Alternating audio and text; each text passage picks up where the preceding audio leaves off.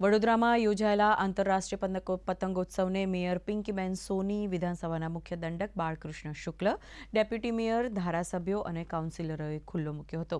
સ્થાનિક અને વિદેશી પતંગબાજોએ પોતાના રંગબેરંગી અને અવનવી ડિઝાઇન અને આકારના પતંગો ચગાવ્યા હતા. વડોદરામાં Columbia, Egypt, France, Ireland, Japan અને યુનાઇટેડ સ્ટેટ્સ સહિત કુલ 12 દેશના 96 ચુનંદા પતંગબાજો તથા 5 રાજ્યોના 13 પતંગબાજોએ ભાગ લઈને વડોદરાના આકાશને રંગબેરંગી પતંગોથી ભરી દીધું હતું.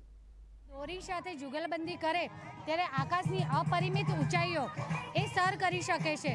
તો સાથે સાથે કોઈ પણ વ્યક્તિ જ્યારે પોતાના લક્ષ્યની પ્રાપ્તિ માટે પોતાના લક્ષ્ય ઉપર નજર સ્થિર કરી અને કઠોર પરિશ્રમ દ્વારા પ્રયત્ન કરે તો ખરા અર્થમાં તે સફળતાની સિદ્ધિઓ સર કરી અને ખૂબ ઊંચે ઉઠી શકે છે. એવી પણ શીખ આપણને આ પતંગ આપે છે.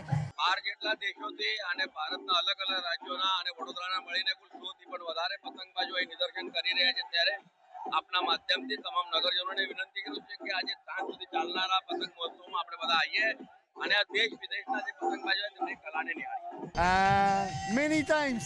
It's the fourth time I'm doing the kite festival and really enjoy the kite festival. Gujarat is the mother of kite festival. Gujarat में इतना लोग काइट को मन के अंदर लेते हैं, तो I am very proud as an Indian, as a kite player.